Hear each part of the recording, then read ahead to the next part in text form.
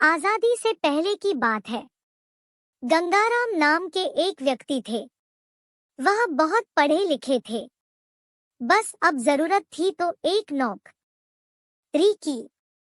उनके घर वालों ने अपने पंडित से उनकी सिफारिश की कि कहीं जान पहचान वाले के यहाँ नौकरी लगवा दे।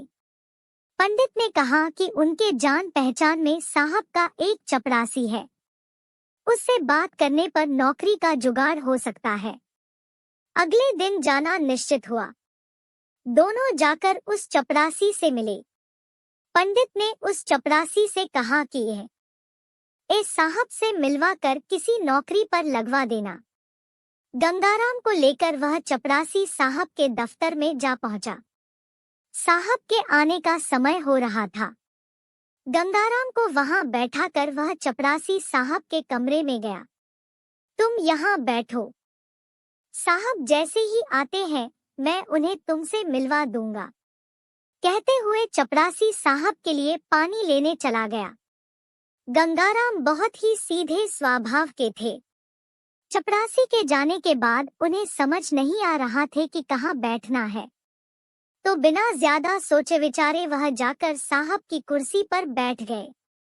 मन में एक अजीब सी उत्सुकता और दिल में घबराहट थी।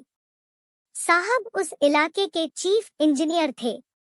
वहां बैठे अभी कुछ ही समय हुआ था कि चीफ इंजीनियर साहब आ गए। हर तरफ शांति पसर गई। दरवाजे पर दस्तक हुई और अचानक कौन हो तुम?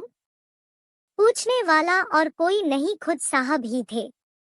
लेकिन गंगाराम उन्हें जानते तक नहीं थे, तो उन्होंने विनम्र स्वभाव से जवाब दिया, जी मैं नौकरी के लिए आया हूँ। तो तुम मेरी नौकरी लेने आए हो? निकल जाओ यहाँ से। तुम्हारी हिम्मत कैसे हुई यहाँ बैठने की? जिस आंगन में तुम्हारी घुसने की औकात नहीं है, वहाँ आकर तुम कुर्सी पर बैठ गए। नौकरी छोड़ो, तुम्हारे खानदान में आज तक किसी ने ये कुर्सी देखी है?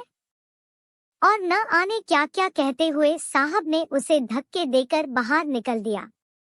इस अपमान से व्यथित होकर वह बाहर जाकर रोने लगे। मन में जो उत्सुकता थी वो अब कुंठा में बदल गई। हृदय की गति अब घबराहट के कारण नहीं अपितु क्रोध के कारण तेज चल रही थी। मन में बदले की भावना घर कर रही थी।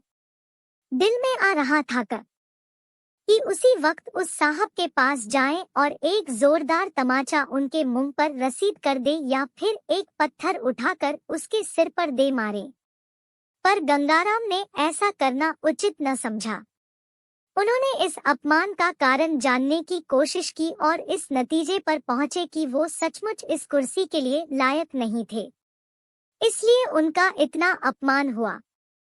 अब उन्होंने मन बना लिया कि वो इस अपमान का बदला जरूर लेंगे और ये बदला वो खुद को उस कुर्सी के लायक बना कर लेंगे। उन्होंने मन में प्रतिज्ञा ली कि जहां उनका अपमान हुआ वह वहीं आकर पूरे हक से उसी कुर्सी पर बैठेंगे। अब समय था कुछ कर दिखने का। मन में गुस्सा बरकरार था, लेकिन ये गुस्सा उस अंग्रेज का अपमान करने के लिए नहीं था।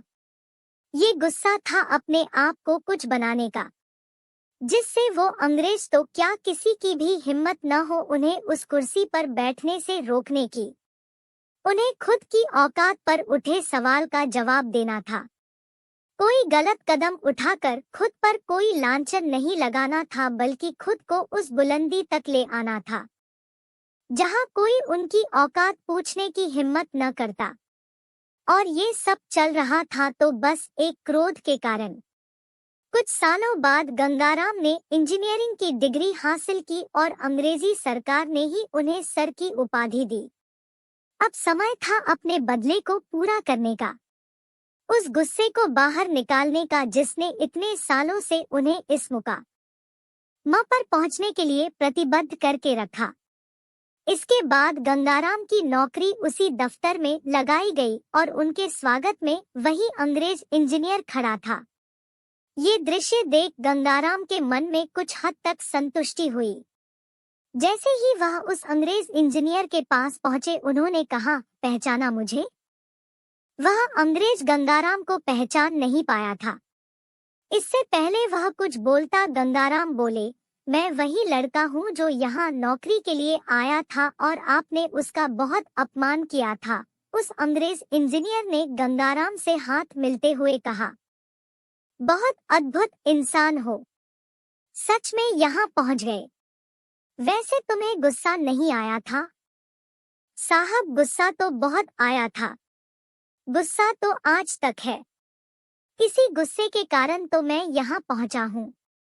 इस तरह उन्होंने एक ऐसी उदाहरण दुनिया के सामने रखी जिससे कोई आम इंसान भी किसी खास मुकाम को प्राप्त कर सकता है। यही थी शक्ति गुस्से की, जो उन्होंने सही दिशा में लगाई। तना ही नहीं, इन्हीं सर गंगाराम के नाम पर दिल्ली में एक सड़क है जिसका नाम है गंगाराम मार्ग, और उसी मार्ग पर एक अस्पताल भी है जिसका नाम है सर गंगाराम अस्पताल। आप भी अपने गुस्से को सही दिशा में प्रयोग करें, सफलता प्राप्त करने के लिए प्रतिबद्ध रहें।